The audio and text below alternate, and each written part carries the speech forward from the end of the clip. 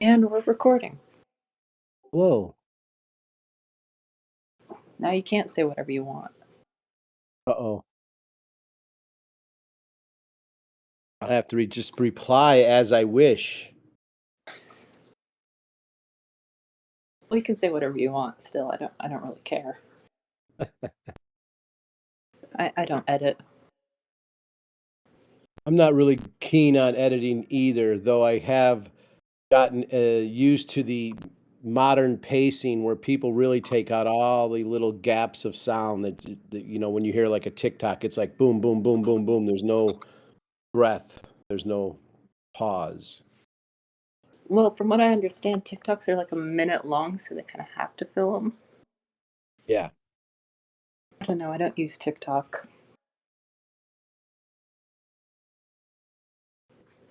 I think it's a bad website. Really? I love it, but I can see the algorithm there is so fast that I was watching something, let's say, about narcissism, and the algorithm hit me with so many videos so fast, I started seeing everyone as a narcissist. I was like, man, that really got drilled into my fucking head. Now I can't help but see every single thing like that. So it was sort of like it hammered me in a different psychological way than I'm used to other algorithms. That's all I'm saying. Well, there is kind of an interesting trend where people are kind of turning into narcissists from things like TikTok. They're becoming attention whores. And I almost think that that's a byproduct of our society, though. Like, it's not even TikTok; it's like capitalism, and you got to when you put a resume together to get a job, you're competing. So you're trying to say you're the best, you know. That's true. So it's a weird little thing we got going here, isn't it? This society, this world. I think it's funny. That's a good way to look at it. You could laugh or you could cry. Yeah, I just kind of like, I'm kind of, I take a Charles Manson approach to it. I'm just kind of like, you know what? You can all do what you want. I'm just going to look at it from a funny way. I like that. I like that. I was just saying that to someone else. This gentleman Paul, I wish I knew his last name, but he's pre-interviewing me for a podcast, and I'll tell you about that. Well, I shouldn't even be bringing that up, but I was saying something similar to basically like, and I think that's a lot of what like it's. And I don't know if the concept of your podcast is about Satanism or not, but I know we have spoke a lot in the past about Satanism on record, so that's why I bring this up. But I think a lot of Satanists do take the position to just sort of laugh at the absurdity of life, not get too caught up in the taking it too serious. Well, I shouldn't say we do take things serious. If there's a we, I think there is a seriousness to it, but I think we could laugh at the absurdity of life. The things we can't control, we could laugh at. Well, what else can you do? You're not going to do anything bitching and moaning. Well, I guess sometimes that's okay. Like I could complain a good streak. Guess I think it's all about balance, right? Like sometimes you can get somewhere complaining. Just it's good to get your energy out. Get it out. Like in a ritualistic way, you could think like anger, smashing a plate on the ground or breaking something is might be good for you. Sometimes it was good for me when I was younger. I don't really like getting if I get too angry, I need a nap. Well, naps are good. Naps are good. Yeah, they are. I think you should write a new version of the Satanic rituals and just have it be how to properly take a nap. Oh, I like that idea. I like that idea. I really do. I think you're right. There's not enough in satanic literature. There's not enough rest, relaxation, and comedy, like more humorous relaxation, relaxing things. Not just the typical cigar jacket bullshit, cigars and martinis. I'm not saying those are bad things. Those are always great. Well, you gotta have one before the other. You gotta take a nap first to be able to do that. Or why not take a nap in between? Why not take a nap, wake up, have the cigar martini, take another nap, wake up, have a martini, maybe go back to sleep, maybe have a cigar on the way to the bathroom, and then go back to sleep. Who knows? But just why does it even have to matter? It's true. That's true. See, already written the book. Right. See, well, I've had a few years where things just did not matter as far as when or what I did them, just that I wanted to do them. And those are really, if you can get a handful of years like that at any time in your life, it's the gold years. The balance. Yeah, and I lived on a beach with my dog, so it was really the best ever. Those were the best. Oh, yeah, I remember hearing about that. You know, the last time I spoke with you, I was still emotionally distraught working through the founding of the Satanic book, the founding of the Satanic Temple book that we had worked on together. And it was so cathartic, that book. I feel so much better mentally now that it's finished, now that I've gone through the final edit, and, I'm really happy with it. So it's like you've met a different me now. Today you meet a different me. I mean, I think every day you meet a different version of yourself. Yes, yes. But this is dramatic difference. That's why I'm reintroducing myself to you. Ah, well, nice to meet you. Yeah, because I feel a dramatic difference. And so I feel very healthy, is what I'm saying, That's mentally and physically. So I did that, not feel that way when we were speaking often, because it was a very, very hard subject to deal with. yeah, I remember on the meetings there was kind of a disconnect. Yeah, yeah, and a lot. Yeah, exactly, exactly. And it was just real hard, really hard. And I didn't know how hard it was going to be, and I didn't realize it was so hard until it was over and it got easier. It's kind of like you got to have the pain to be able to get to the pleasurable part. Yeah, I guess that's the truth. It's Sad balance. but true. Sad but true. You know what I want to get going. I do want to get a podcast going, like a video, like I was doing. But Stanton passing away really fucked me up on things. Yeah, I remember in those interviews you were saying that you wanted to start doing video podcasts. Yeah, well, we were going to. We had a whole year planned. That's what sucked about him passing away. We had a big bunch of big plans. Yeah, well, I'm sure you could still do a video podcast. Yeah, yeah. I do want to do that in 2024. I'm trying. What I plan on doing is redoing Michael Hunt Publishing, just starting to publish a bunch of stuff this next year. I haven't been publishing because I was waiting to be officially divorced, and now that I am officially divorced, I'm going to get back to my business at hand. So, In store with Michael Hunt. what? What's in store with Michael Hunt? Well, I'm putting out that the Bill Ayers and Bernadine Dorn cookbook. The weather under, like I found that, when I went to their house, they were doing an estate sale, and I their family cookbook, like recipes for like brownies, I found, and I asked Bill if I could put because they're like the OG anarchists. So this would be like the original. This would be the official anarchist cookbook, but it won't be bombs. It'll be, you know, fucking brownies, the bomb brownies. Still not going to be able to bring him into the Pentagon. Right, right. But there'll be other things. Like I plan on having a handful of books come out, like, and some of them will just be like ebooks for Amazon. It'll be like the last interview with Stanton LaVey, and it'll be all of the interviews I did with him. And those span about 2 years before he died, and I was the last person to talk to him. And we did a handful of interviews, so it'll be like a book. It'll just be something I put out online, for people who are looking for the information, and it'll help me make a little money. So, And when? what was that? I said win-win. Yeah, yeah, yeah, exactly. So I plan on publishing a lot of my old stuff, old work, this next year. What would be great is if I could put out 52 publications this next year, like basically one a week. So I don't know if I could do it one a week, but I could probably put out like, 3 in 10 days, let's say. And then I've got some other plans, like the soda pop I did before. I plan on doing something similar to that. And I'm just gonna play down my name, the Shane Bugbee artist name, and start, doing Michael Hunt Publishing and stuff again. You know.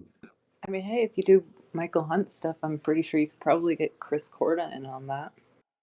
Well, I don't know. Chris is not into the satanic stuff, thinks they're all fascists. I have a reputation that precedes me. So, and you know what? I'm not looking to work with a lot of older people anymore, old timers that I've worked with. I'm looking to work with young people like yourself. I'm looking to work with younger people. Yeah. So, I like that kind of stuff. It's more exciting. Life is more exciting with what you don't know versus what you do know. I'm kind of trying to just mix it all together because I think it's I think it's horrific in the way that it's divided. I agree with you. I agree with you, but I have enough. I've already done Chris Corda. Is all I'm saying. You know what I mean? Yeah, that makes sense. So I want to do new stuff. And you're right. I'm non-generational as an artist. To keep it non-generational. So I agree with you totally. So I'm sort of talking nonsense. Then you're right. I'll talk to someone my generation or older. I just don't want to have had already spoke with them. I'm looking for new experiences and new conversations. And they're always new when I talk to younger people. Because you're always you're forever expanding. A lot of older people are sort of tapering off. Well, yeah, there's an interesting thing that as people grow older, they get more conservative. It is weird, isn't it? I don't think it's weird. I think it's people get comfortable in the way they were living, and then they see the younger people living differently, and they get scared because they didn't have that. Well, I know I don't get scared. I know I get envious. You're right. I think you're right about what you're saying, but I just know personally I get envious. I'm like, and I remember the old timers being envious of my shit. Like I had to walk uphill both ways, and I'd laugh about it because I knew I didn't. All I knew was what I had. I didn't know it was better or worse. Now I can see like, oh, young people are so much smarter. They're so much more in tune with their mental health and what that means, and younger people are a lot more chill. And like I'll hear a lot of people in my Gen X, I don't want to say my generation, but Gen X, uh, talk shit about younger people being weak or all this kind of shit. And I'm like, that's not such a bad thing if we created a better world somehow that kids could feel comfortable being more vulnerable or just themselves. That's not a bad thing, but it's weird when people get old. Well, it's just weird how we have to do, like, there's a lot of psychology books, I've been going to counseling and stuff, and a lot of them come to the point where when you're victimized or something bad happens to you, you have to sort of do it to someone or something else to understand it. Sort of like shit rolls downhill. Um, and so it's weird how that works out. Well, there's something Carl Jung said. Hold on, I'm gonna find it. It's among those lines. It's essentially you can't accept something until you try it. Like, I'm butchering it. I'm finding the quote. This is just dead air.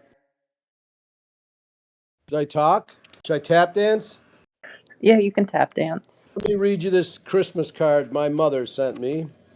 All is bright. May the miracle of Christmas fill your heart with warmth and love.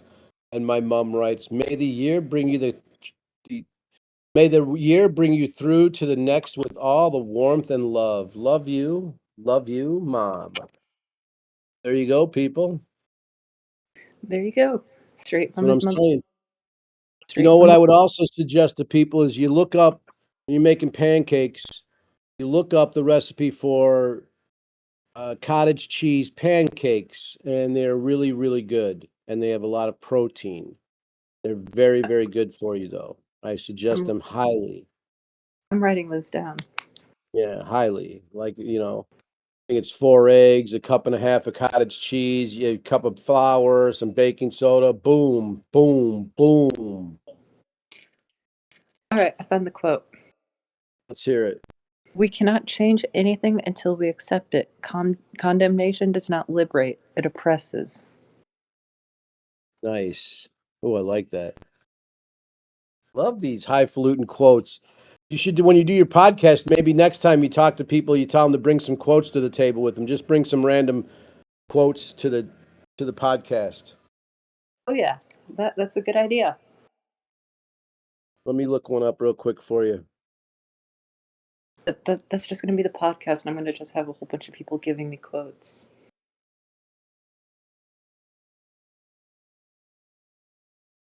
Well, since you're looking that up, I'm going to give. Yeah, let me look one up. 1 second. Right. Let's see. Okay, here we go. You ready? Oh yeah. This is my favorite quote ever, probably. It's Jack London. I would rather be ashes than dust. I would rather that my spark should burn out in a brilliant blaze than it should be stifled by dry rot. I would rather be a superb meteor, every atom of me in magnificent glow, than a sleepy and permanent planet. The function of man is to live, not to exist. I shall not waste my days trying to prolong them. I shall use my time. Jack London. There you go. Great. We got the Jack London. I still think he wrote Might is Right. It is compelling. It is compelling. Or at least It is. contributed something. But though, have you read Rival Caesars? What was that? Have you read Rival Caesars?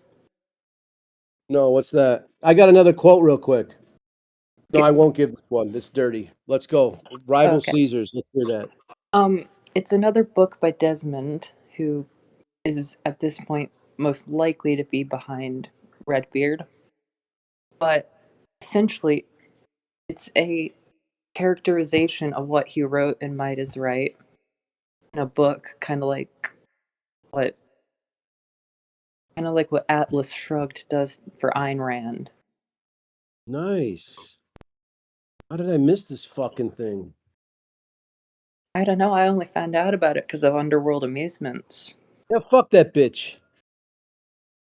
Fuck Kevin. That's what I have to say about that. Excuse me. You could take that out of the podcast, but no, don't. How about that, Kevin? Fuck you, you bitch. Feel free to say it. That's Chicago language. That's very, I know people online, they think everyone has one language, one tone.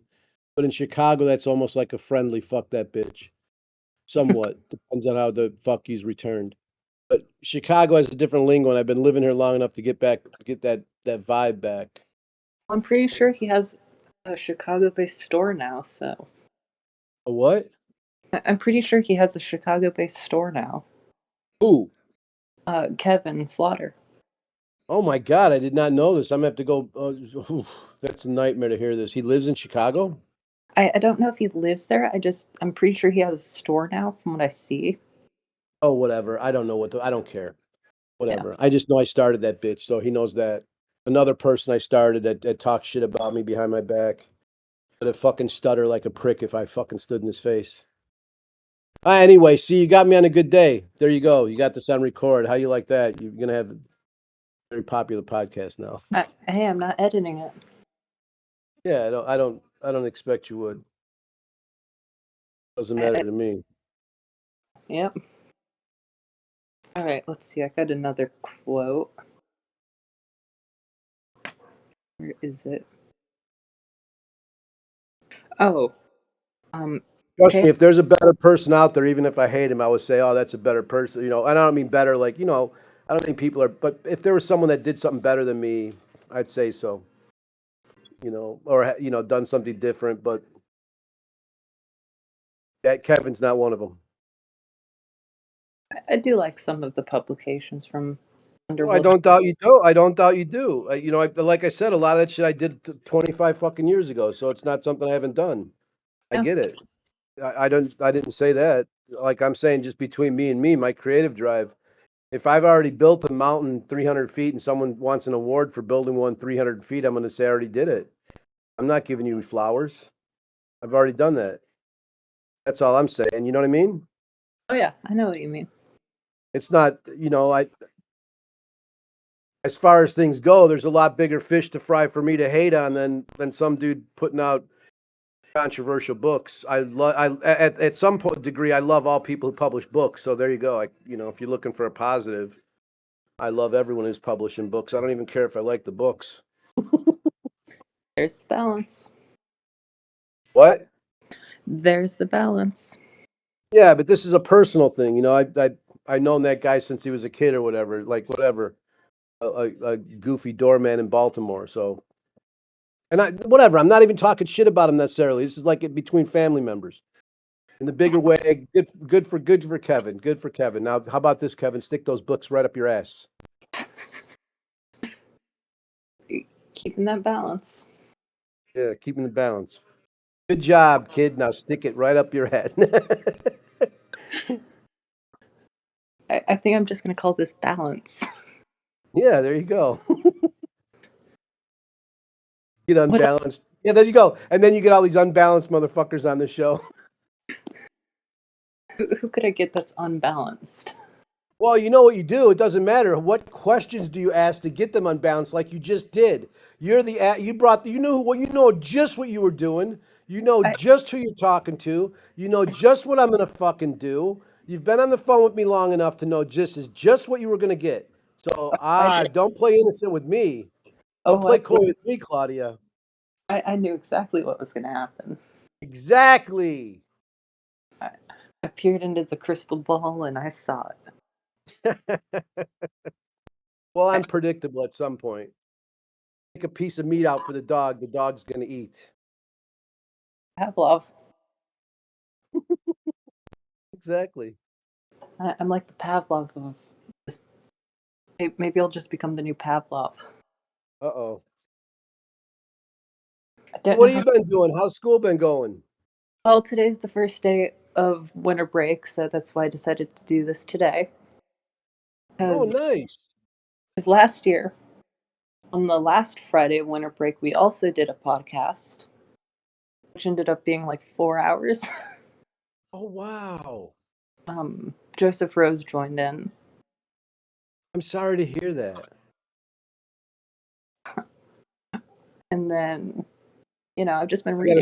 I got a screen grab of Joseph Rose's ass. He's like going into surgery and he says something like, Jesus help me, or Jesus pray for me. Like seriously. And I'm like, Lord help me. Lord help me. He's like, tomorrow's surgery. I got to wake up and I'll be in the surgery at 7 a.m. Lord help me. Lord pray for me. Some shit like that, like a real like you could feel it. Like it was vibe, like religious vibe. I was like, Joseph, the fear of God just let you showed your colors right there. Boom. I think I saw that on his Instagram. Right. You saw it too. Okay. Ha ha. Exactly. He's got the fear of God within him. Yeah, I know he was going to have me on his podcast again, and I sent him the new version of the book, and he's not talking to me anymore. I guess I don't know why. I have no idea. Maybe he is. Maybe I will be on there. Maybe I'm just imagining things because I've drank some coffee this morning before I got on the recording with you, and now I can't shut up. Maybe he's trying to read the full thing. What?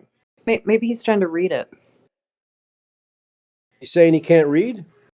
Well, no, I'm saying maybe he's trying to read it before he talks to you. You saying he has a hard time reading? I don't know. Joseph's got to try to read? I bet you that's true. Joseph Rose has got to try, and that's what Claudia's saying. Claudia's saying Joseph's got to try to read. Trying to read that shit. But no, he'd be trying to read that book. I mean, I'm trying to read books right now too, so. Yeah, I usually sleep with them under my pillow. That doesn't sound comfortable. Osmosis. I do the Edward Casey thing. I mean, I'm about to finish this one book right now, so. What's it called? It's called Ravensbrook. It's about it's a very interesting piece of history in the Third Reich. It was a concentration camp with exclusively women in it. That sounds good. Yeah, I mean that literally. It's by Sarah Helms. Who's that? Some author, but it was the best book recommended on the subject, so I read it. You like it? I think it's pretty informative. Nice. Just getting to the part where it's like April 1945. Uh-oh. So by now Auschwitz was liberated and all the extermination camps were gone. So they kind of converted it into its own extermination camp at the time. Damn. Really Hey, interesting cool. history. Most people don't even know about it. So 1 second. I'm here. I'm gonna go get these books I just got. Hold on. I'll get the all titles. right, the Jeopardy theme. What's the Jeopardy theme called?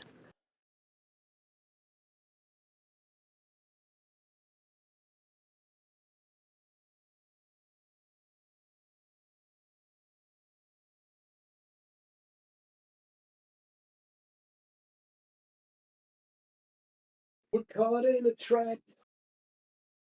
I can't walk out. Elvis is playing in the background. Suspicious Minds. So here's a few books that the gentleman from Reno Satanic, um, Damien, sent me. One is A Season in Hell and A Drunken Boat by Arthur Rimbaud, or Rimbaud, Rimbaud. I don't know how to say the name. These are the two new ones he just sent me for my birthday and for Christmas, and it's called The Synagogue of Satan. And the second one is The Sorcerer's Apprentice, or Devil's Hunter, and that's by Hans Heinz Ewers. And so these look to be really interesting.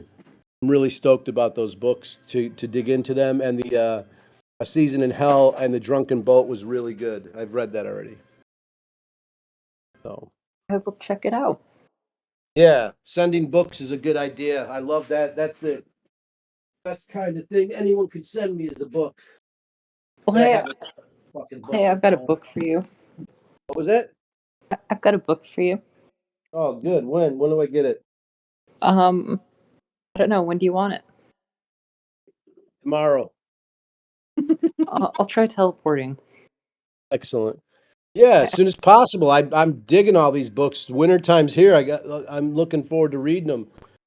yeah. Well, this book is Maybe called. start a book club on the Infernal Church board, maybe, or something like that. Who knows? I think Maybe you that's a already good. have. I think that's a good idea. I love that. So Anyway, any book you send me, I'll join in on the conversation. yeah, the book is called American Prometheus. Ooh, what's Um, it about? it's actually the book they based the Oppenheimer movie off of. Really? Oh yeah, it's like 700 pages. Ooh. Really good. Yeah, Oh yeah, I think you might actually like it a lot. I bet you I would. It's a guy that did so much for so much and then got torn down by the people he did so much for. Is that Oppenheimer? Yep. I haven't seen the movie and I know very little about his story. So that's why I have to ask. I look forward to the book. If you're sending it, I'm reading it. Yeah, I'll send it to you. I love that. It's the best. Yeah, I'll make sure to get you my address when through this app here. Just say it. Just say it on air. Oh yeah. Here we go. Ready? Also, Yeah.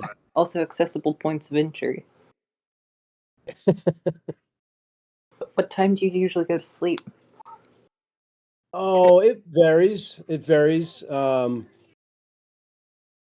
And and it definitely varies now. I've been able to have my mental health is so much better. Been able to have people in my life, like friends or dating, stuff like that. So my schedule is all over the place because I have to adapt to other people's schedules now. So a lot of times I'm getting up at 5 or 6 in the morning when a friend of mine might be leaving for work. let's say in the morning. So my schedule's all over the place now, Very which is neat. cool. Yeah, it's really cool. I don't mind it at all because it's like not almost like you get into a schedule at any kind of job or anything. Like I remember working for other people and you work there a few years and it feels like a rut because it's the same getting up at 5:45 in the morning, getting breakfast at 6:15. It feels just like this rut. It, And so what? it's stagnation. Yeah.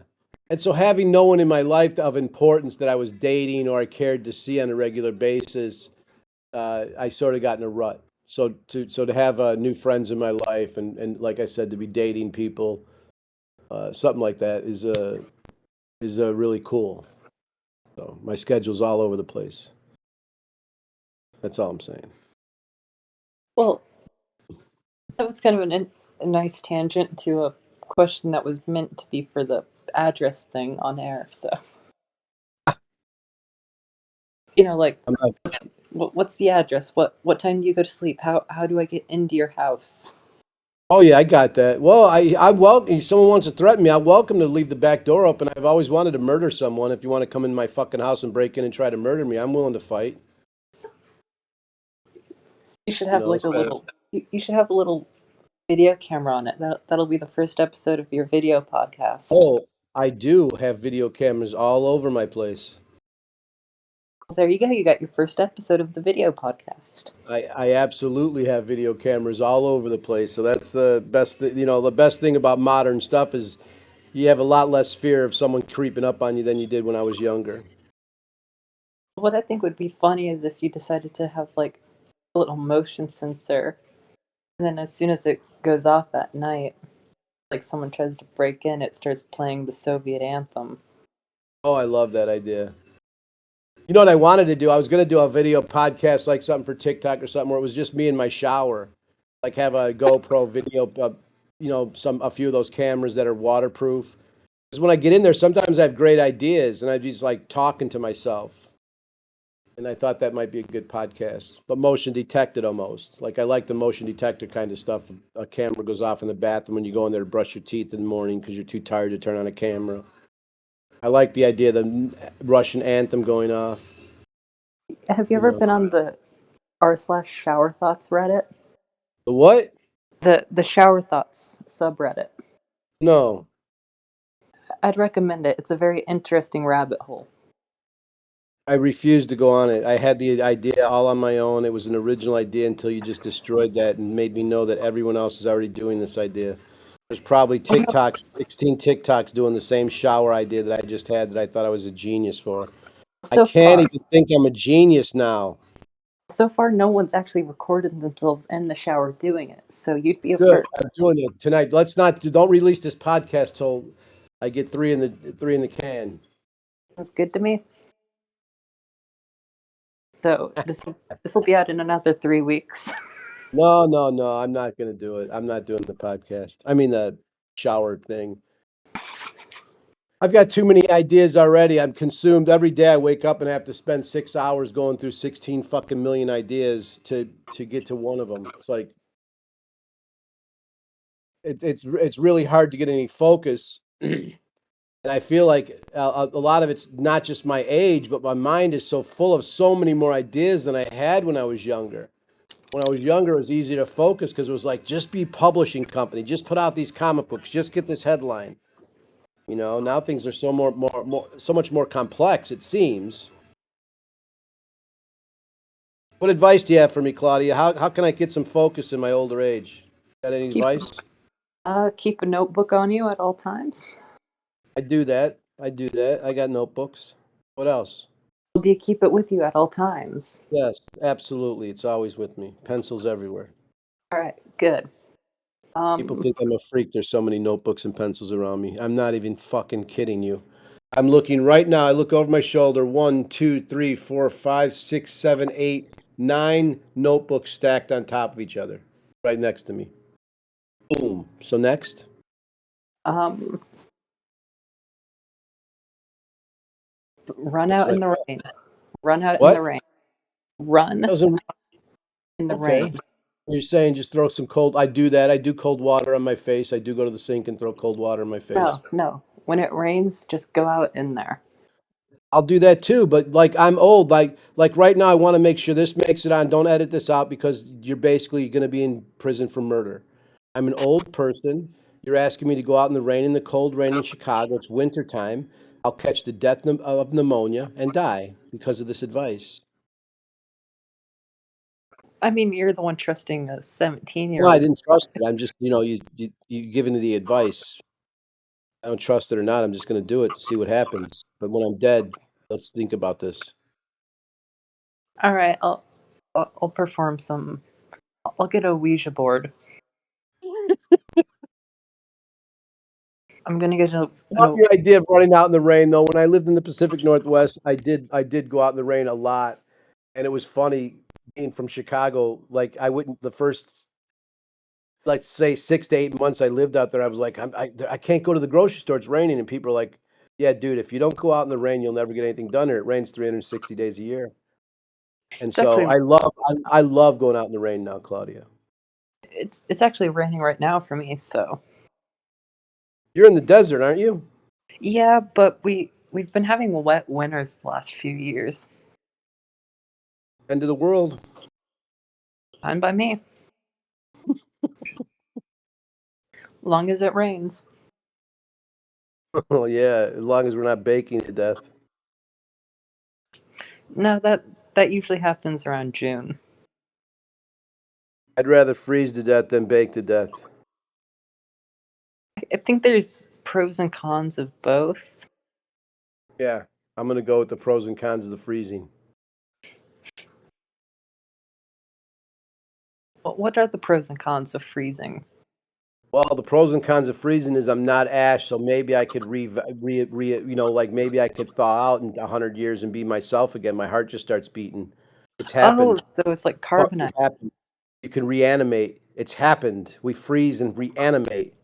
Now you burn to charcoal. There's no reanimation. You're just fucking tree food. So There's the you could like pros. Han Solo. Right. Right. That's what I'm saying. There's the biggest pro. Eat that pro. Eat that pro with the fucking burning up alive. I mean, I think it's a good idea so long as you don't wake up and you're not in some bounty hunter's lounge. Well, so long. That's true. But what if I wake up and I'm in the den of iniquity? Exactly. You know, boom, cigars. There we are. I'm back with cigars and martinis. Hey, if that's life in 100 years, maybe I'll freeze myself. That's what I'm saying. So I'm going with frozen. That's what I just want to be froze if that's going to happen. I don't want to burn alive. Freeze me. Freeze me. Well, you burn alive, but if you're frozen, you also have the chance of being thawed out when there's no one else around.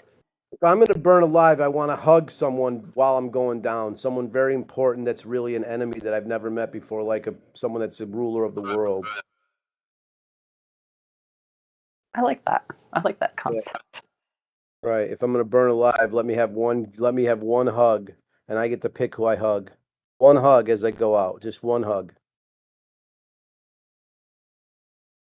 Hmm. This is probably going to be your best podcast ever. I'm sorry. It's going to break hearts. I apologize. You got me in rare form today. I'm wide awake. I've also smoked a little weed, so it's reckless. Fair enough.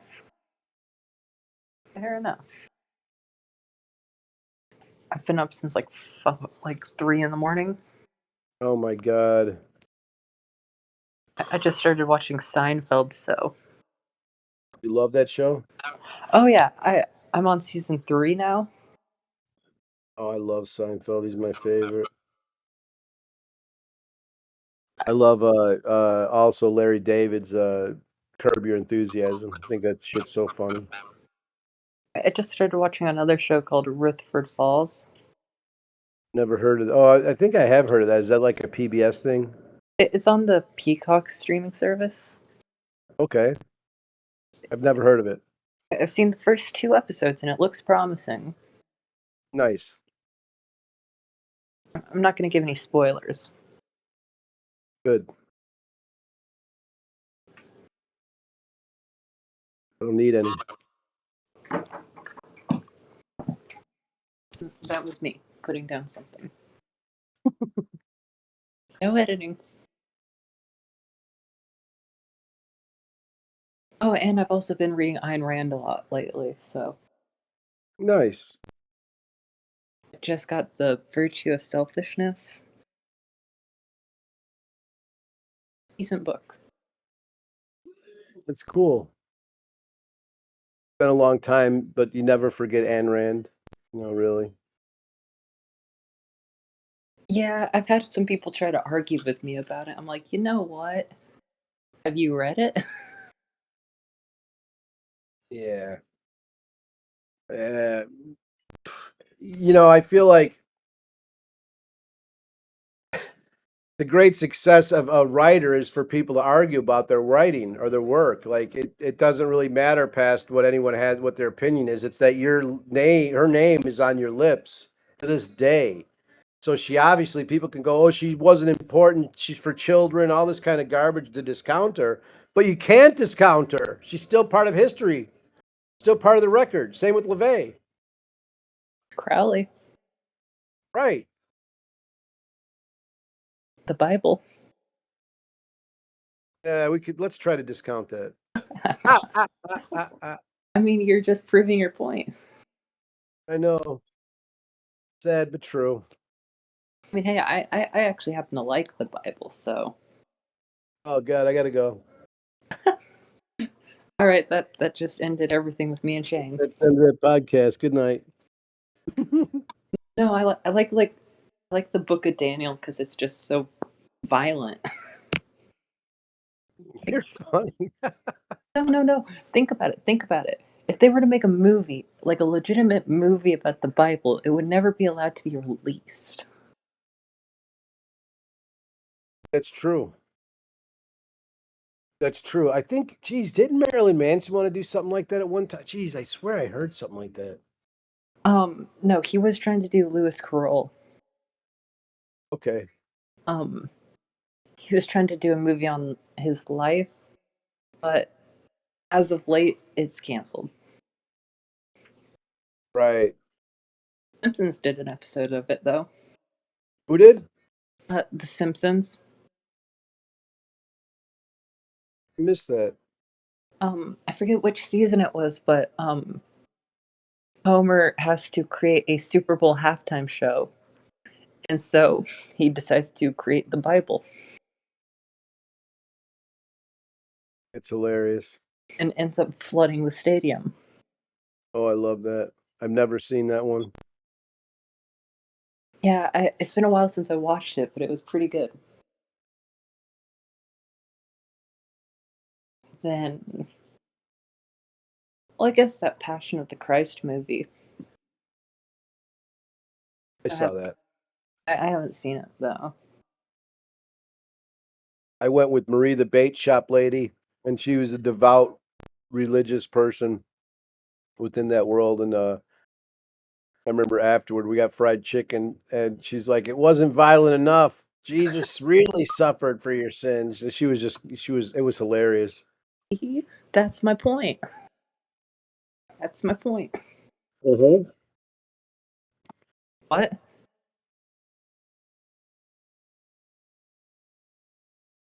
No, that's my point. It's not violent enough in the movies. Right, right. That's what Marie would agree with you. Oh, Marie, if you're listening to this, let's make a movie. Yeah, Marie. I hope she's still alive. She's old when I knew her. Long time ago. Top 10 It's movies. weird. Go. What? Top 10 movies. Go. Oh, top 10. That's a hard one. Movies so fluctuate, but right away I think Taxi Driver, Purple Rain. Those are like two of my top favorites. I would say Way the Gun.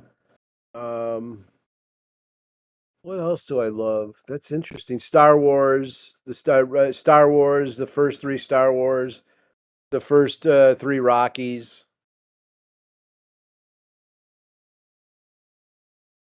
I want to say Sopranos. Oh, Jerry and Tom. It's a mobster movie.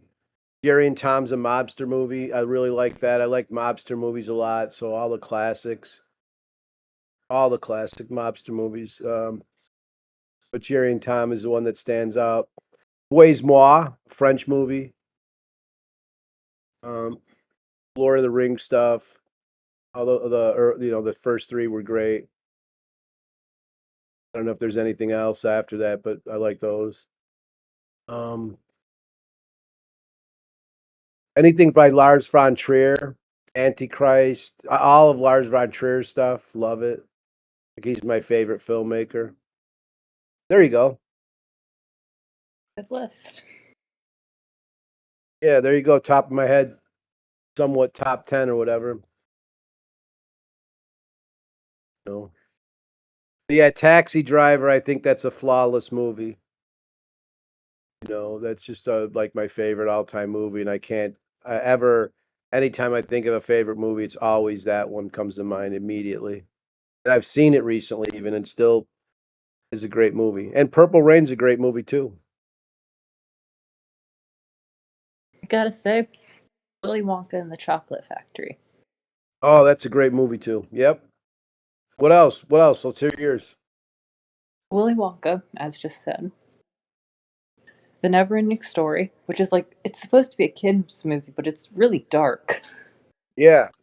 Um, Schindler's List. Wow. What else? Uh, oh, The Shining. Psycho. The Matrix. Mad Love. It's a 1935 film. Um, Silence of the Lambs. Vengeance. And Lord of the Rings. Nice. Nice. Like those. Who else would I say? Boy. What? I'm just kind of like reflecting on Neverending Story. It's such a dark movie. Yeah, yeah. I have to rewatch that one. I would also say Pulp Fiction. That was so popular that I think people don't talk about it anymore. But Pulp Fiction and that was a real good one. Pulp Fiction Pulp is a real Fiction is good movie. great. What? It's great. Yeah, it is. And I think it's so great people never name it when they say best films, but it really was substantial. Well, I like it because it's uncategorizable. Right, right, right. That's what I'm saying. Like it's like so substantial.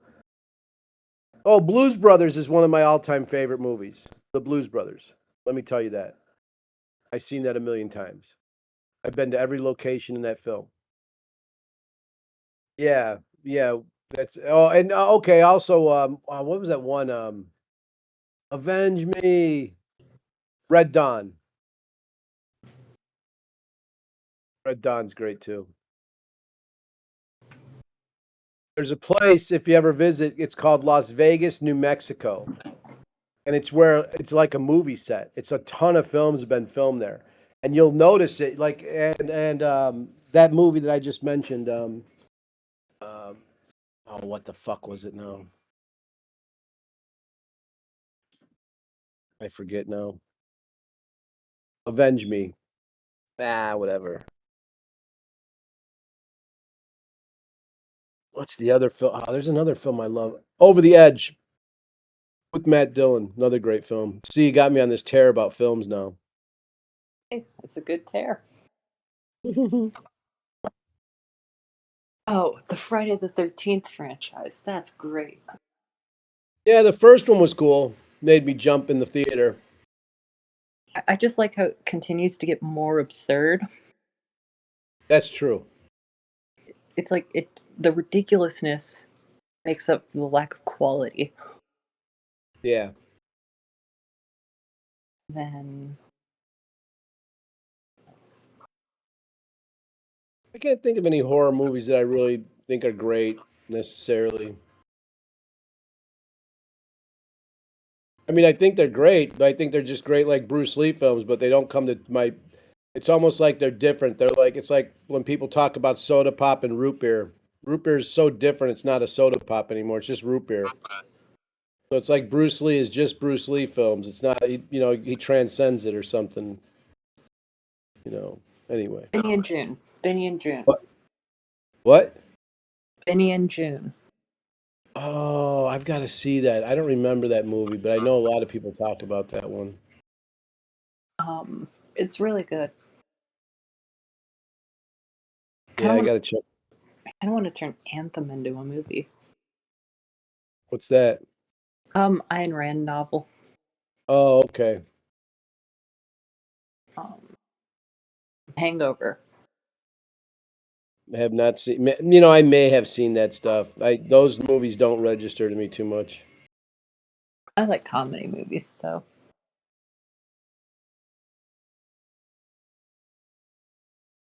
What else? What else? I have like a ton of movies, so now I'm looking through them.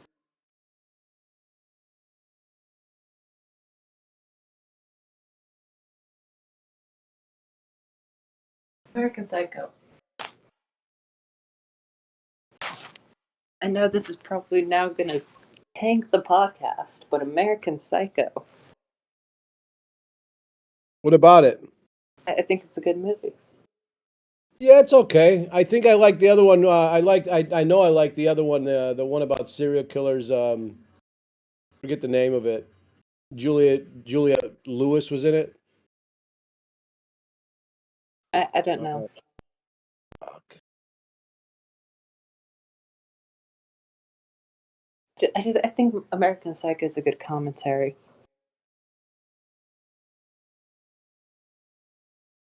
I mean, the way it's taken today. Natural Born Killers. Natural Born Killers. I liked, and California I liked better than that. But I understand. But go ahead, tell me more. You think it's a what is it? I think it's a good commentary. Yeah, Yeah. I can see that. Like Fight Club. I haven't seen Fight Club. Okay, similar, like a similar kind of commentary on society. All right, it's on my list. Yeah, I didn't think Fight Club was the greatest, but I just was refer. Like I guess that's how I relate to what you're saying. All right, makes sense. All right, top 10 movies are done. That ended up being top 50. Yeah. Um,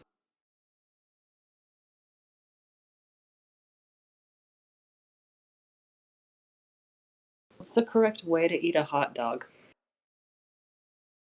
Well, I don't know how you're going to use. What do you mean with your hands, or like with your hands, you grip it, but it's a mustard, onions, relish, and hot peppers, sport peppers. You don't put ketchup on your hot dog. You don't put, and in Chicago we don't put lettuce and all they talk. We have a garden dog here. They say we put lettuce and pickles and celery salt and tomatoes, but we don't do that. Chicagoans don't. We just have mustard, onions, relish, and peppers. Hot peppers, if you like hot peppers. No ketchup. Would you classify a hot dog as a taco? No, but I would say that every culture has a pork wrapped in a dough of some sort. Dumplings in Asia, pork raviolis in Italy, pork tacos. Bologna sandwiches for white trash, hot dogs, for urban white trash, let's say.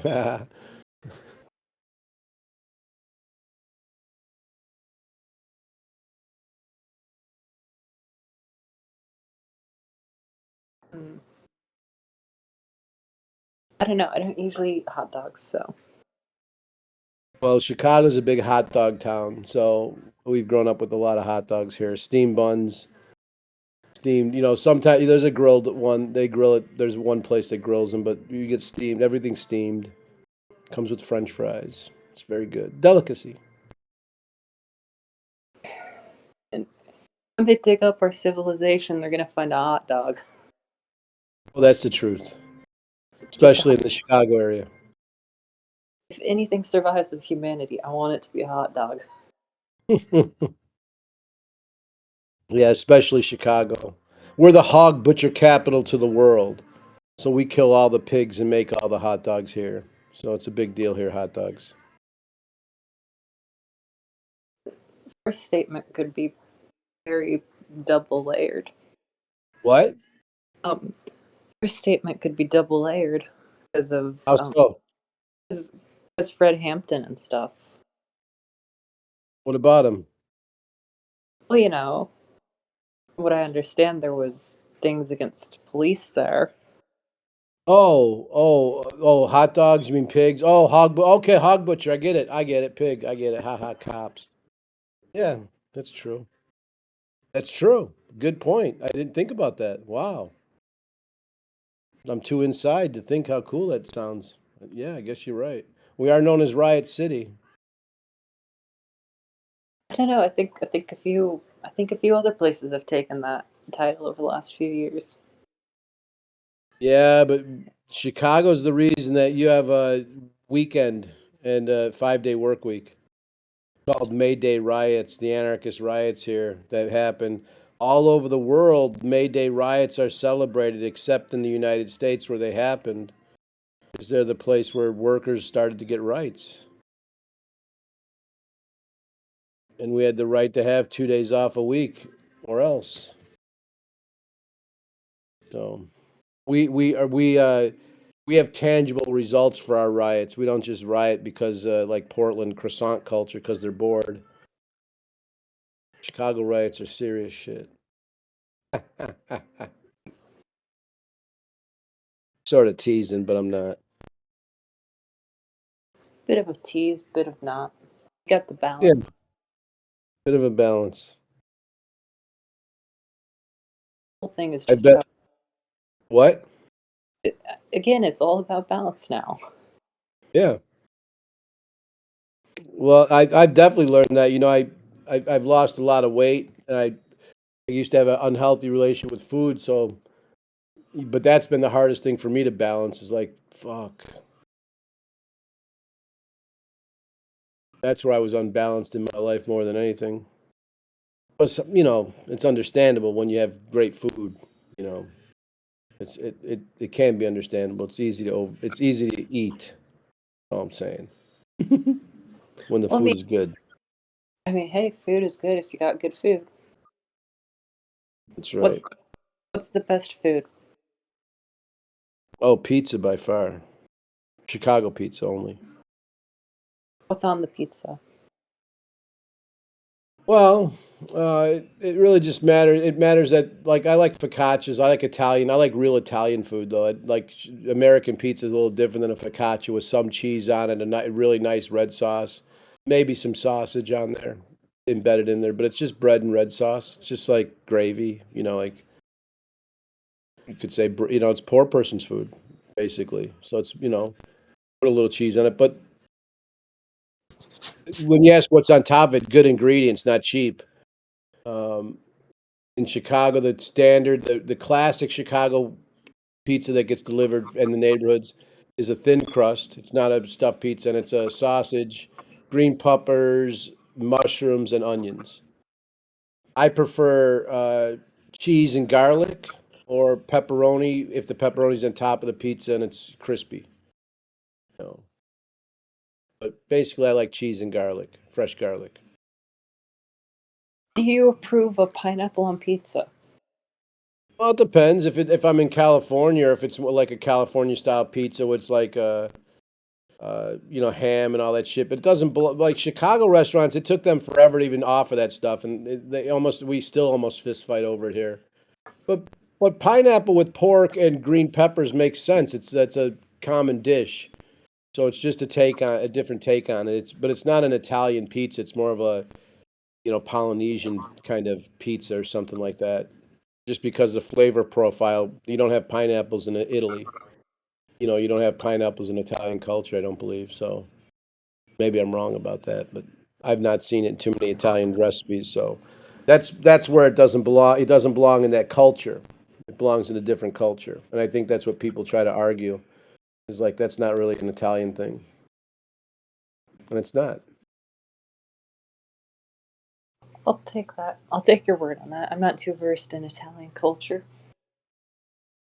Yeah, well, I don't see a lot of like it's almost like you use soy sauce on a pizza and put stuff on. You could say it's more of, and put Asian spices. It's more of an Asian kind of thing than an Italian thing. And I don't know of too many dishes that are in Asia that have cheese on them.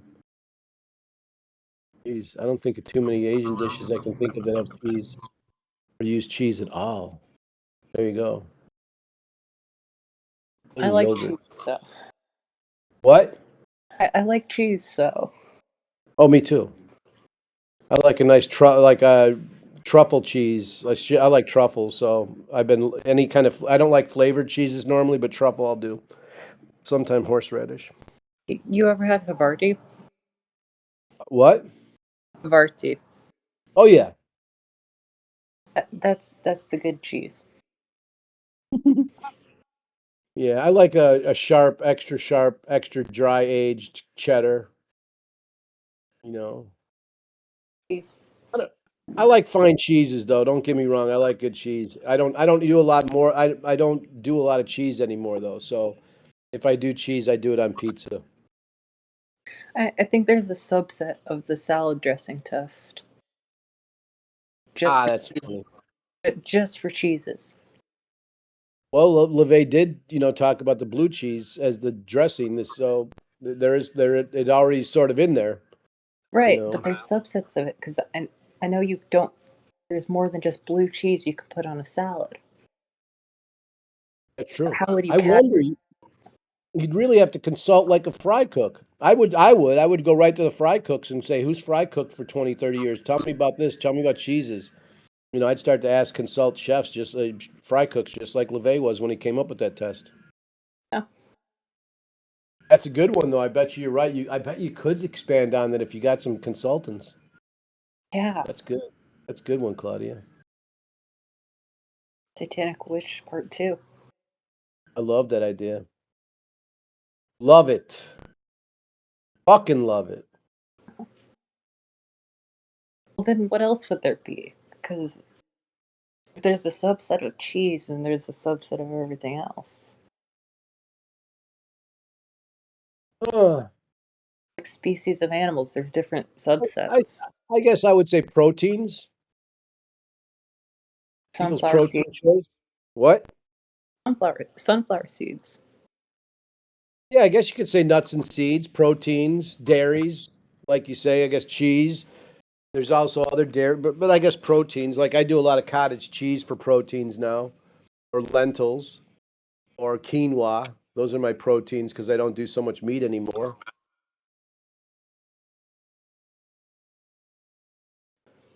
Have you ever you do you have you ever had an Impossible burger? Oh yeah, love them. Impossible or Beyond? They're both good. Impossible's better, I think. That's the right answer. But I thought, I was gonna have to edit the video if it was otherwise. what was that? I was gonna have to edit if it was otherwise. Ah, ha, ha, ha. So are you a vegetarian? I was for like a year, but I had to stop because I lost too much weight. I see. I'm now vegetarian adjacent.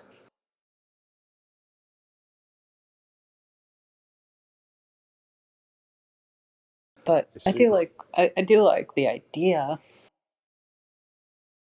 Yeah, for me, I spent so much of my life getting caught up in all these things the news would say, or you'd read somewhere a trend, let's say. So for me, I just look at caloric intake and how much food I'm eating that's alive, which means vegetables, shit like that that's alive. So I try to get a lot of fruits and vegetables into my diet and keep the calories down, and protein, you know. And I do basically chicken breast. That's what I eat. What's your favorite vegetable? Oh, huh. That's interesting. I suppose broccoli. Broccoli. Broccoli Rob, the more Italian broccoli or regular broccoli is my favorite. And then I say second would be eggplant.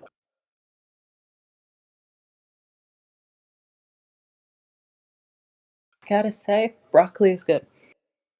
My favorite vegetable is the tomato. I mean, my favorite fruit is the tomato. You're gonna cause some controversy there. Yeah. And then I like blueberries. Oh, blueberries are great. Yeah, I can eat the fuck out of those.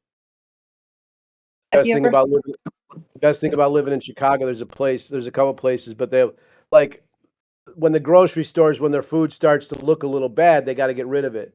And so these trucks will take it to another grocery store where you buy the stuff and it might rot in 2 days. But you get it for so cheap. So I would be getting like sometimes 4 pints of blueberries for $1. And that's like crazy. So because a pint of blueberries would be like $4. So I'd eat blueberries all fucking day for a meal. It was great. Oh, love those places. So Chicago has some good deals, is what I'm saying. Have you ever had And, strawberry slices and pancakes? oh yeah, love strawberries. Strawberries used to be one of my. I would say is also a tie with blueberries. Love them both. But Kiwis. the strawberries got to be right. The strawberries got to be fucking ripe, or they just taste like fucking bullshit water. And Yeah, wild fucking strawberries are fucking great, but they rot in one day when you get the real ones. I kind of like that they rot in one day. Yeah, I know. I eat the fuck out of them when I find. When I was living in Oregon, people come down from the mountains. They're like, "We got wild strawberries." I'd buy them and just eat them for days. That's all I would have for like that'd be my breakfast, lunch, and dinner. I love that shit. And then when tomatoes are being picked in Michigan, the tomato bushels. Oh, that's the greatest. Fucking fresh tomatoes. Oh, You know what's a good dish that I don't think most people have? what? Okay, so you get a cucumber. You take the skin off of it. You cut it into slices, not too big, not too thin. And then you put it in vinegar, specifically apple cider vinegar. Put some salt and pepper on it. Put a little bit of olive oil. Mix it around. Let it sit for a bit. It's the best. Now add some red onion, some jalapenos, and some basil to that. Boom, really great. It is good with red onion in it. Yeah, but you gotta add the jalapenos to have some spice and whatever else I said. Basil, Basil's good. yeah, fresh basil. It's really great. I love cucumber dish. Cucumber's great for you. It just tastes good too. Yeah, I eat a lot of cucumber. I try to. So So this yeah, really interesting. I eat totally different now. I don't eat a lot of carbs. I don't eat a lot of breads. I definitely eat. And just getting older, you have to eat that way. It's the way it is.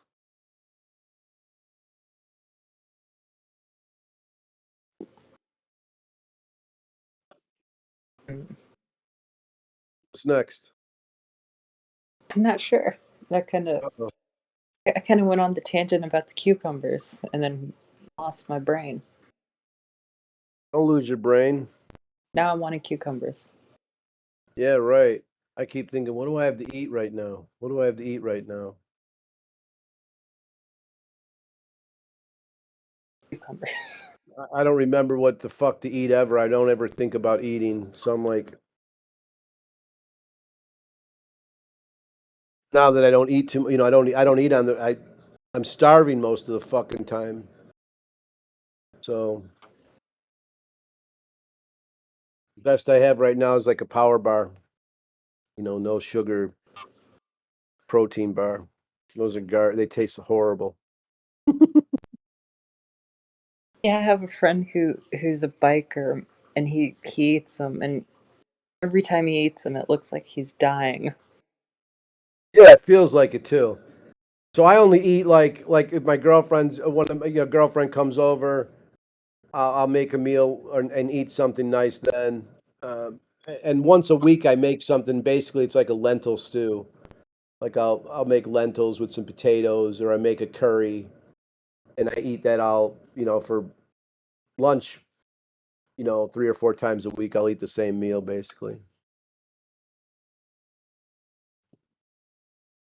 Best I song eat a that lot came. of what?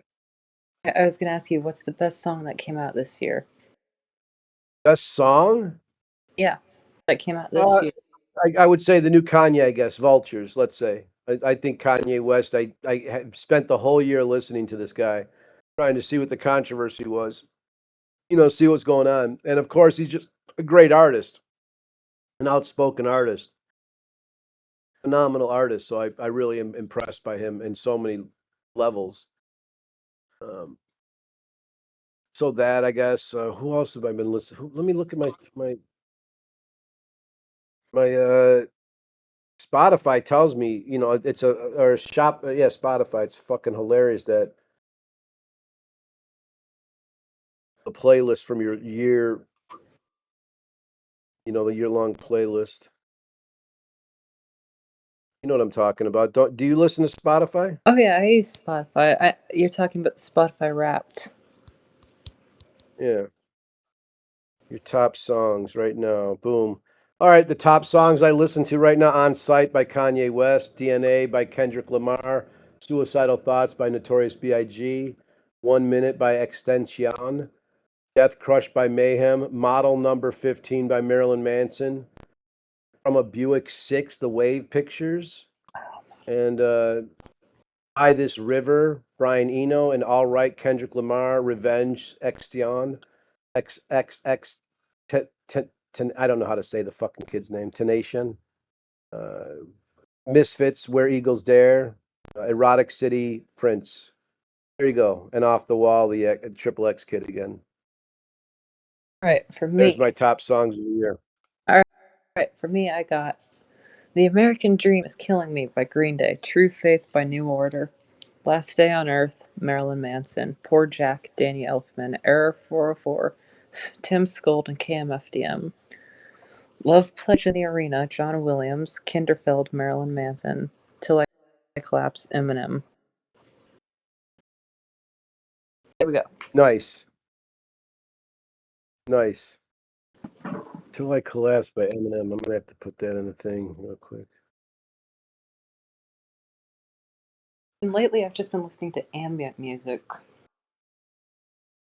Me too. ambient Me noise. too. Yeah, me too. You probably see that on my fucking Discord playlist, probably. Who knows? Yeah, when you're online and listening to Spotify, I can observe what you're listening to. There's a lot of dark ambient down there. I just like it because it's atmospheric. Yeah, yeah, I dig it too. For me, I that is the great stuff to play when there's company over. I have company and I can play something that's, like that, and there's no lyrics, it's just like this, like you say, atmospheric. So it sets the atmosphere a little bit. I love it because it's nice and spooky. It's dark. I just like it because it's nice to walk around with. Uh, I just like I said, I like it because it just sets a tone when I'm having company, and I like it. Like that's a good tone for me, a comfortable tone for me. I don't Well, know I if it is like for it. some people.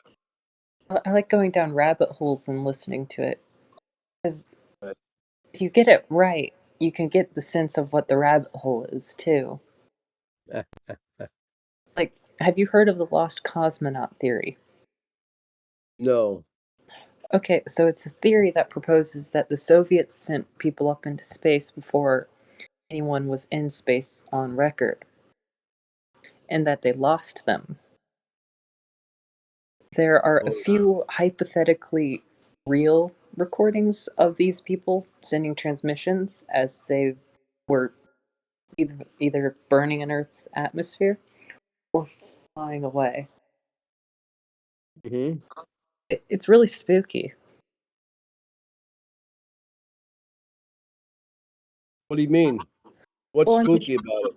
I mean, the transmission recordings, if they are real. Like, hold on, I'll send it to you. Please do. Hey, let's get this on record. You're sending me a recording of this, right? Good.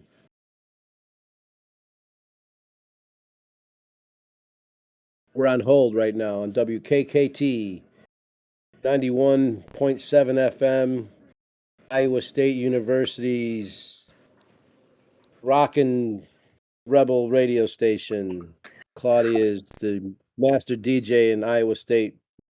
This WKKD. Is this still dead air? Hello? Yeah, Hello?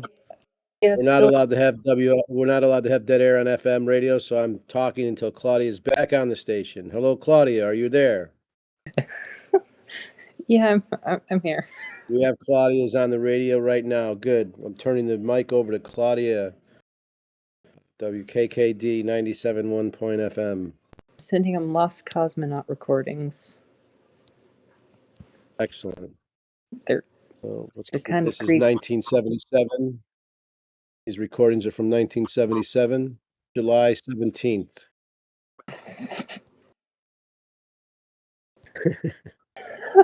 I'm trying not to just start laughing. Don't. The dates are inaccurate that he just gave. Claudia is an op. There's an op happening here. Those dates are the truth. This is called time travel. Trust me, Claudia is a shape-shifting time traveler. It's true. That's a brutal accuracy. Hook Claudia up to a lie detector machine and ask the question, and you'll see what happens to the charts. They'll be off the charts. Well, if I'm a shapeshifter, I can obviously just reshape it so that it appears normal. That's what I'm trying to say to people. Watch out around Claudia. Yeah, I'll probably be recording. And shape-shifting. Oh yeah. Who's to say that I'm not Claudia? Oh no, my identity. Right.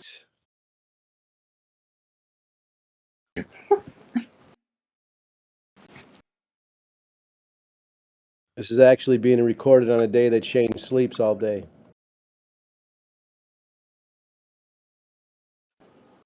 Hello? Hello? Is this thing on?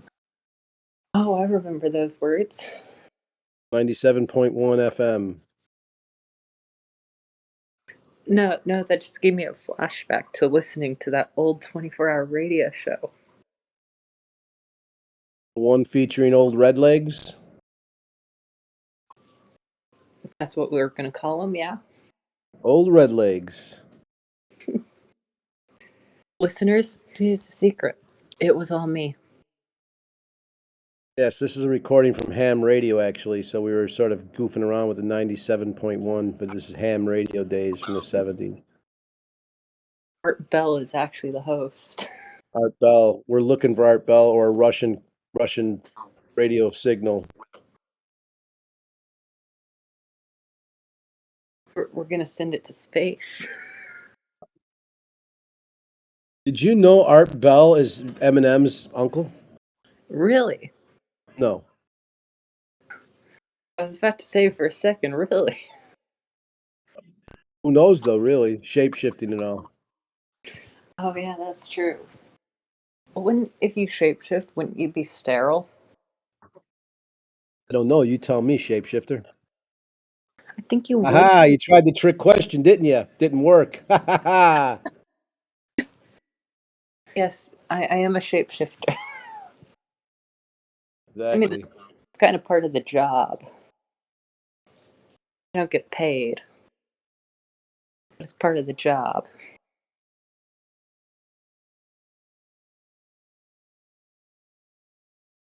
Come on, no dead radio. No dead radio. What happened? What'd I do?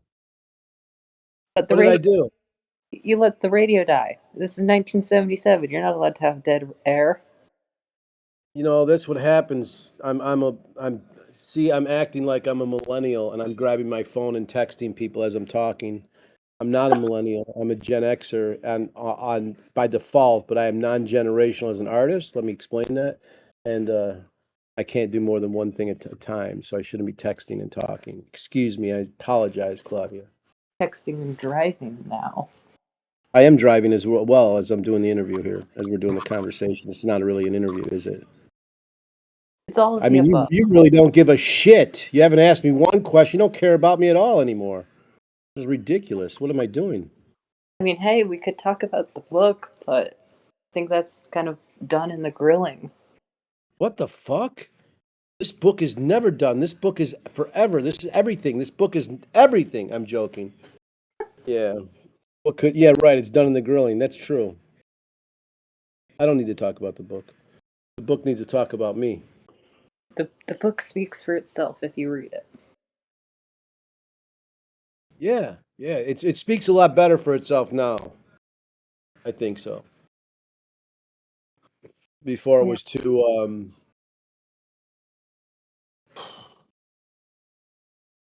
there was too much too many cooks in the kitchen, maybe, let's say, or too many people trying to push it in a direction versus following the story.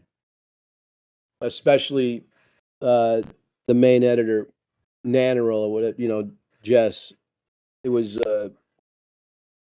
she had a idea of what direction it should go in, and I let that play out. But looking at the finished product, it was too much forced. It was too forced to sort of fit something that it wasn't, and it, became a little too politically correct, let's say. Uh-huh.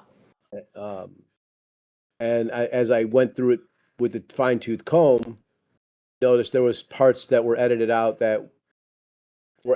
because it might have been hard for someone to read, and I felt like that was almost like lying. I wanted the book to be put out there with the warts and all. So that's what, and this is good for me to say this because that's what is not on anything we've recorded prior. Is that the book has a lot more. It has a heavier stuff. It has stuff in there that is controversial present day, to some people, and it doesn't necessarily help me out or help anyone in the book out. It's just the truth. I made sure it wasn't. It was also like the book almost was slanted towards making me sound better than sound a way that I didn't.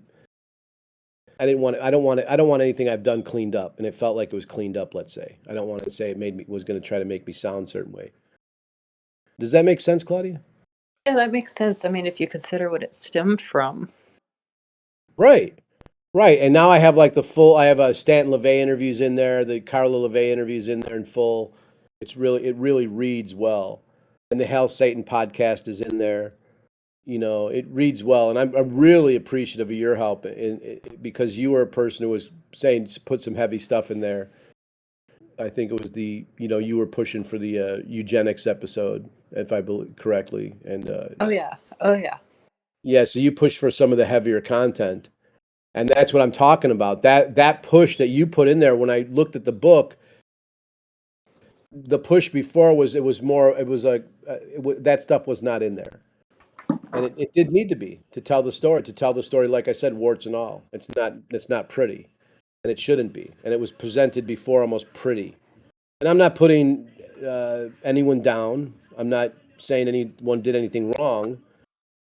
I'm saying that I needed to like the book for how I publish, and I publish warts and all. I publish ugly stuff, ugly truths, and I didn't need anything cleaned up for me. You know what I'm saying? Books are real important to me.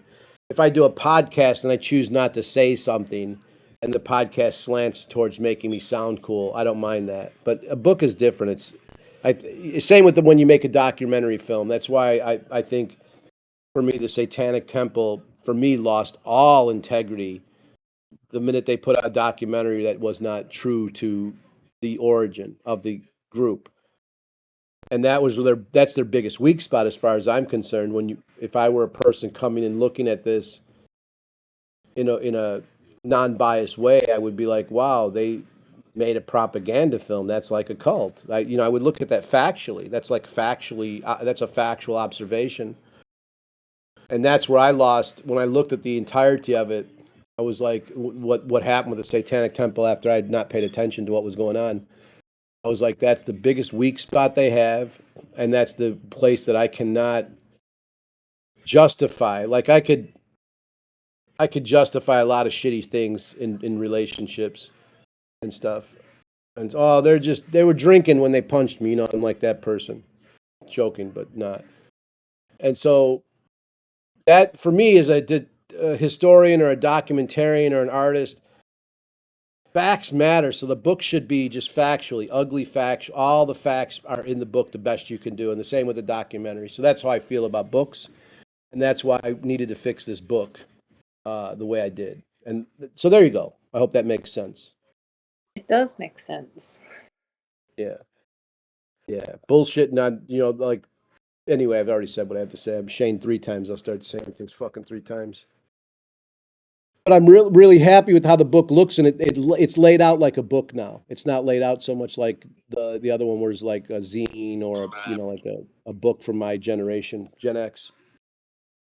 It's laid out like a book, and it has an ISBN number. And I'm hoping people who go to the library will tell the librarians to order it and give them the ISBN number, because then it I mean, hey, becomes if it gets what? on if it gets on the Barnes and Noble website, I can order it for my school. Yeah, well, it will. It will be up there. It will be up there. You know, the idea is Christmas things. So many things get slowed down by our system. Still, it's too bad more robots aren't running things. That's But what I'm saying. yeah, because of Christmas, the publishing of it is delayed. It's taking longer to get in the system because books have to be reviewed by hand, not robot, before they get into the system. And so Christmas has delayed it. So probably by mid-January, the book will be everywhere, and the ebook will be up and available everywhere. And that's, you know, I'm pretty happy about that because I worked really hard on that book. And you worked really hard on helping me get a foundation for the book and inspiring it to happen, to show me that there was a book. I wasn't really certain of it. But now I'm so proud of it because it really fills in this history that the Satanic Temple has tried to ignore, tried to lie about, and it points it right back to Anton LaVey and the Church of Satan and the Satanic Bible. So that's what it's sort of following the story. It sort of works out that way. I didn't force it. Like when I followed the story, this is sort of where it goes. It loops right back there. And I was just, if I would have followed the story and it followed it and went right to Doug as the king of all Satanism, I would have followed the story that way, and I would have presented it that way. And I would, I would have even said so. I would have said, I'm, heartbroken that it leads to this person being correct, but it does. But it does not. It is everything the opposite of that, which I'm happy about. So there you go. Well, you know what I learned when they were getting their tax exemption? Hmm. They had to explicitly mention that Anton LaVey was the creator of Satanism. Right. They still got registered as Christian. Because that's what they're founded in. They're rooted in some of that jive within their Ivy League structure. There is no room for non-believers. When you think of Skull and Bones or any of these Ivy League groups that do exist, there's not a paranoia there. You have fraternities and whatnot, and they all have a belief structure. Satanism is something that has a non-belief structure. And so we're at war with most everything out there in our society. If it's a Christian or not, they all have a belief structure. Same with the OTO. They have a belief structure in the OTO. Crowleyites, they have a belief structure. We don't. So we are actually at war with the OTO, let's say, or other occult groups that have a belief system. Even Wiccans, they Well, have a belief system, and we don't. did you know that I recently learned Wiccans contributed heavily to the Satanic Panic? Oh yeah. I Hold just on, learned. hold on 1 second. We're gonna take this call and see what happens here. All Hello, right, Lupe. What's happening, baby? I'm just talking to someone. What's going on? When are you gonna be here? 20 minutes. Excellent. I can't wait to see you. See you soon. Love you. Bye. There you go. You got the inside dirt on an inside secret phone call with my girlfriend. all right, there we go. Here, Yeah, fun. She's gonna be here in 20 minutes, so that means we'll be off the phone in 20. I'll give you yeah, a fun fact. She's 20 years younger than me. Okay. I'm fine with that. What? I'm fine with that. I don't have an Well, I'm issue. just gonna. Well, I'm just gonna tell you something because it's a story I have in my life. But she looks okay. So she's 35. She's got a kid that's like 17. She's a woman, okay, but she's 20 years younger than me. But she looks 15 years younger than her own self. She looks very young and she's very petite. So she looks like she's 20 years old, maybe younger. I mean, it's So when we're out, we go out and we're like go on hikes or something. And there's people that people will look and go, "Oh my God, can you believe that guy?" They say things. So there's my situation with my girlfriend.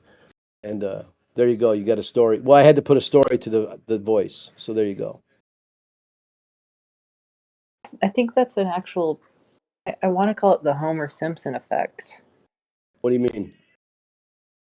I don't know. You telling the story like I did? Yeah. You could say it's Homer Simpson. Yeah, you can say that. You could say it's Gene Shepard. Gene Shepard, the guy who created the Christmas story, the guy I was very inspired by. He would go off on tangents about candy wrappers blowing in the breeze. And he would tell such a story for 15 minutes about a candy wrapper in a junk pile. I'd be like, what in the fuck? I just spent 15 minutes listening to this guy go on and on about a fucking candy wrapper in a junk pile. So that's probably more of where I'm inspired by someone to go off unscripted with a story that's inspired. It's more like you think about the beat poets and those counterculture people, and it's first thought, best thought. So it's like when something like that happens, doing something like this is like we're telling stories or podcasting. So I feel like I'm gonna try to tell a story here. First thought, best thought, boom. So it's me gifting you a story. I could have controlled myself and waited for a question, but I was impulsive and did the first thought, best thought. There you I go. think Charles Manson was the most famous beatnik poet. Oh, I love that. Oh, the beatniks would hate that. They might hate it, but it's true. I can't argue with you about it. I can't argue with you about it. I love Manson. He reminds me of, he's my kind of guy because he's born in white trash.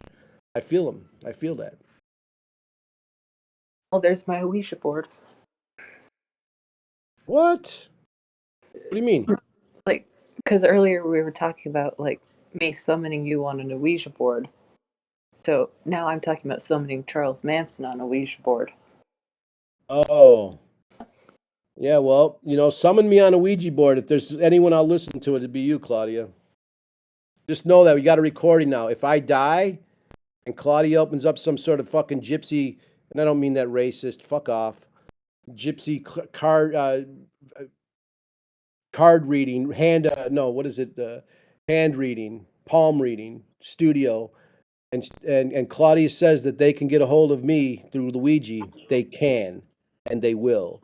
And I will fucking come down hard on you if Claudia says you're cursed now with the spirit of Shane Bugbee. I'll fucking come down hard on you. You'll have anal yeast infections like you never knew. Well, the curse of Shane Bugbee. Yeah, it includes anal fissures. That's what I'm saying. So don't fuck around.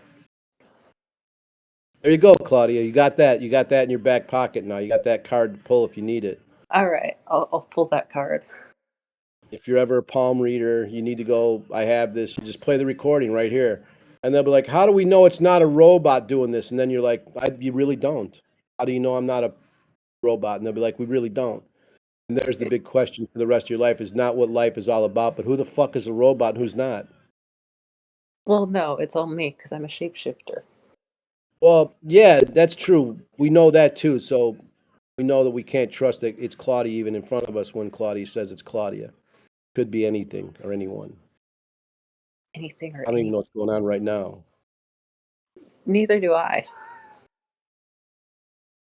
I think this is what makes podcasts good, like this. You know what's the only thing that the worst is when an old person is listening to something old like Eminem.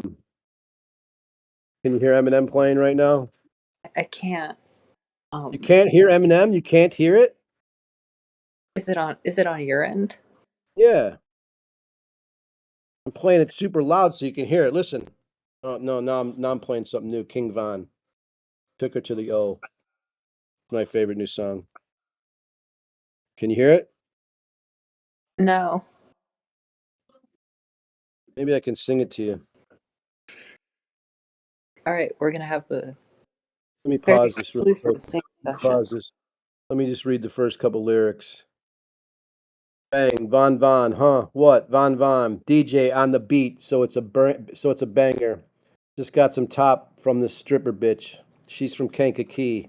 Just bought a Glock with a ruler clip. Boy, don't play with me. This bitch a hoe. Met her at the store. You know how it goes. She want to smoke, so I bought some dope and took her to the O. Just got some top from the stripper. Oh, we already. Anyway, that's what I'm listening to today, kids. Very interesting. Yeah. I'm listening to. What was I listening to?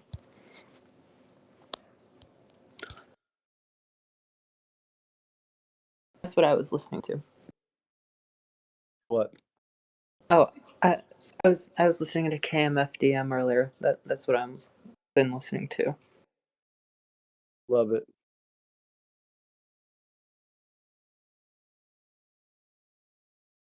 Love it. It's been good talking to you, Claudia. Yeah, it's been nice. What's this podcast going to be about? About 2 hours, I guess. Not even close to the longest. Yeah, that's true. Yeah, so I love you're doing Yeah, I hope you keep with this. I hope you do it on the regular. Keep with it. Build Yeah, build a cool podcast. Don't give up on this. You don't be so infrequent with it. Be regular. Do it yeah, that's what regular. I'm trying to do now. That's Discipline yourself. What? it's my New Year's resolution. Oh shit! That means you're going to do 3 podcasts and you'll be done by the January 17th. Oh yeah. Just do it. Just do it. Do a body of work. Interview cool people. Do that. Oh yeah, I plan on it. I've got a whole I list. didn't do the first one for this to be a failure. I'll fucking sue your ass. You better get to like 70 shows or else I will sue you. Oh, believe me, for one of the guests that I want to have on, I have to have at least 10. Is that what they said? Oh yeah, that's their policy. Who is it? Bill M. Oh God, that's hilarious. I love Bill. Bill's got a good point. Got a good point. I've done so many first podcasts. It's like I love doing them. Like I did Matt Dwyer's I did so many first podcasts. Furniture special. Yeah, you're right. So I've done. I love him. Yeah. Bill M's a great one. He's a smart character. I have nothing bad to say about Bill. Yeah, I've emailed back and forth with him a few times. He's the one who actually gave me the CD Doug made. So Right, I know because I directed you his way. I said you yeah, should talk to Bill M. So it's rare that I would do that for anyone, and it's rare that I have nothing bad to say about someone in those groups. yeah. So Bill's a real rare one. He's a real one.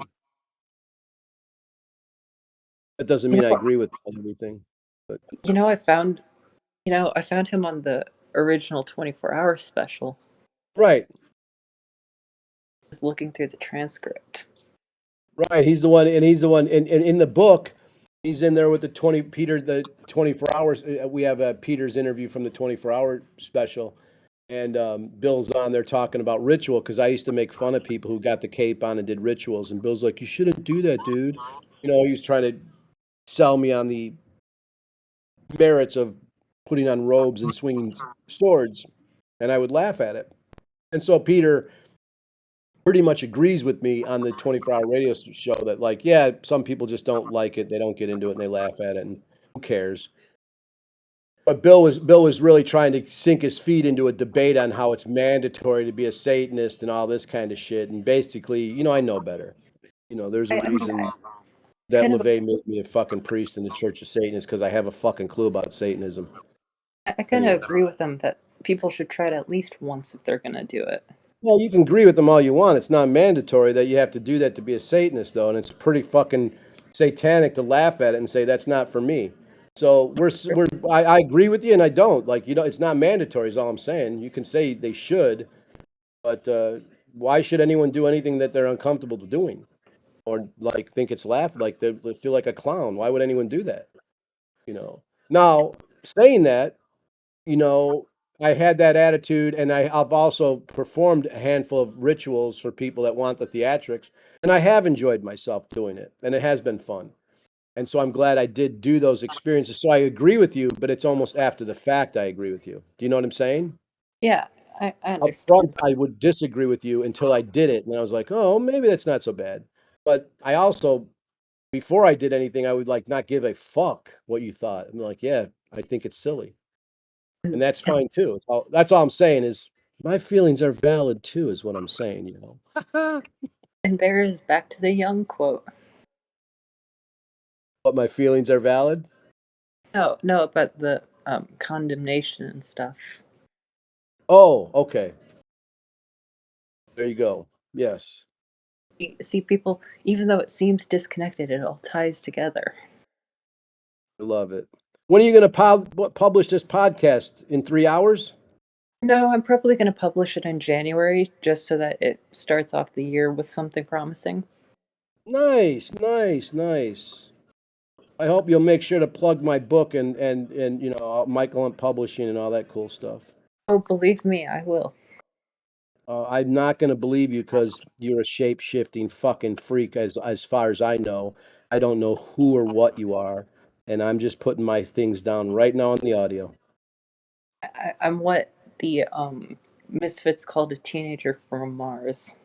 That's right. That is exactly it. They wrote that song about you without even knowing who you were. But you just have.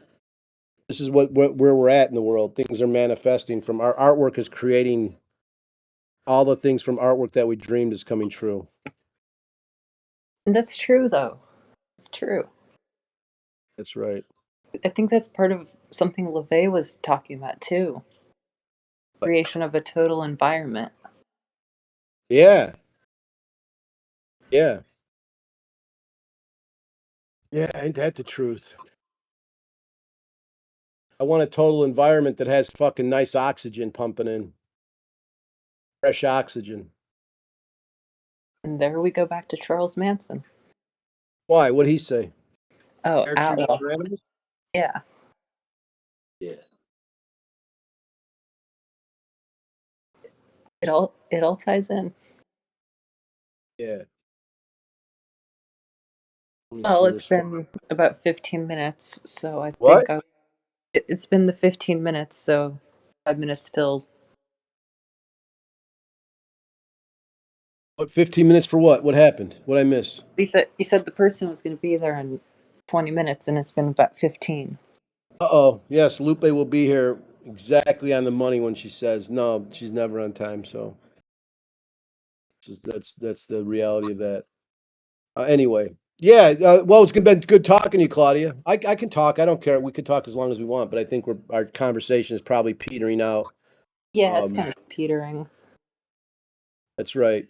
I really appreciate talking to you. I would suggest if I were to do a hot potato, I would suggest interviewing that kid from the young man, the gentleman, I should say. I'm sorry about this. From Reno Satanic. I love talking to that guy. It's a great Yeah. conversation. I find him as interesting to talk to as you. Send me his information. I'll check him out. I will. And will you send me a link so I can download this recording? I will not Yeah. post it. I just want it. You know my deal. Yeah, I know your deal. As soon as we get off here, I'll send it to you. Peace. Are we done? I think so. All right. Signing out from 99.2 FM. Is that 97.2 FM? Iowa State University Radio. Good night. Yep. Good night.